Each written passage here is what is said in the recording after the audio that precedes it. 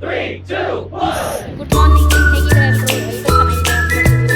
ಇದೇನು good morning ಹೇಳ್ತಾ ಛತ್ರಿ ಇಟ್ಕೊಂಡು ಗುಡ್ ಮಾರ್ನಿಂಗ್ ಹೇಳ್ತಾ ಅಂದ್ಕೊಂಡ್ರೆ ಇಲ್ಲಿರೋ ಬಿಸಿಲು ನೋಡಿ, ಇಲ್ಲಾಂದರೆ ಖಾಲಿ ಆಗೋಗ್ತಿಲ್ಲ ಇಲ್ಲಿ ಬಿಸಿಲಿಗೆ.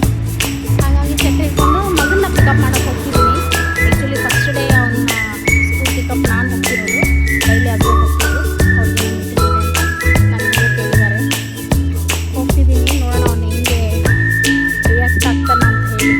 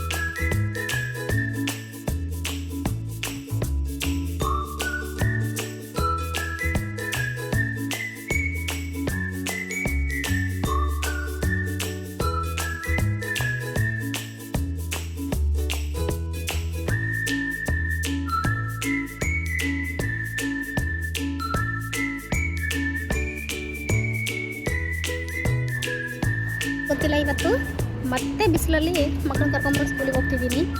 ಸೊ ಇವಾಗ 1:40 ಆಗಿದೆ ಟೈಮು. 1:45ಗೆ ಬಿಡ್ತಾರೆ ಮಕ್ಕಳನ್ನ. ಸೊ ಹಸ್ಬೆಂಡ್ದು ಮತ್ತೆ ಮೀಟಿಂಗ್ ಇದೆ, ಹೋಗುವಂಥದ್ದು. ಸೊ ಹೋಗ್ತಿದ್ದೀನಿ. ವಿಪರೀತ ಬಿಸಿಲು, ಇಲ್ಲಿ ಇಮ್ಯುನಿಟಿ ಪ್ಲಸ್ ಬಿಸಿ ಗಾಳಿದೆ ಎಫೆಕ್ಟು. ಛತ್ರಿ ಕೂಡ ನಿಲ್ಲಲ್ಲ, ಹೀಗೆ ಆಗ್ತಾ ಇರುತ್ತೆ ಮೇಲೆ. ಸೊ ಹೋಗೋಣ ಸ್ಕೂಲಿಗೆ, ಹೋಗಿ ಅವ್ರನ್ನ ಕೂಡ ಕರ್ಕೊಂಬರೋಣ. ಬಟ್ ಡೈಲಿ ಹೆಂಗೆ ಕರ್ಕೊಂಬರ್ತಾರೋ ಗೊತ್ತಿಲ್ಲ.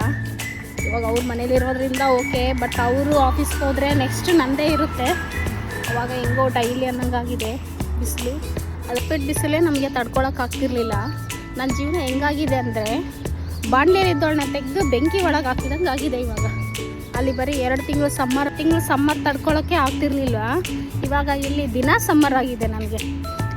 AC ಹೊರಗಡೆ ಬಂದರೆ ಈ ಬಿಸಿಲು ಯಪ್ಪ, ಇಲ್ಲಿ ಜನ ಹೆಂಗಾದರೂ ಇರ್ತಾರೋ ಅನ್ನೋ ಥರ ಆಗಿದೆ.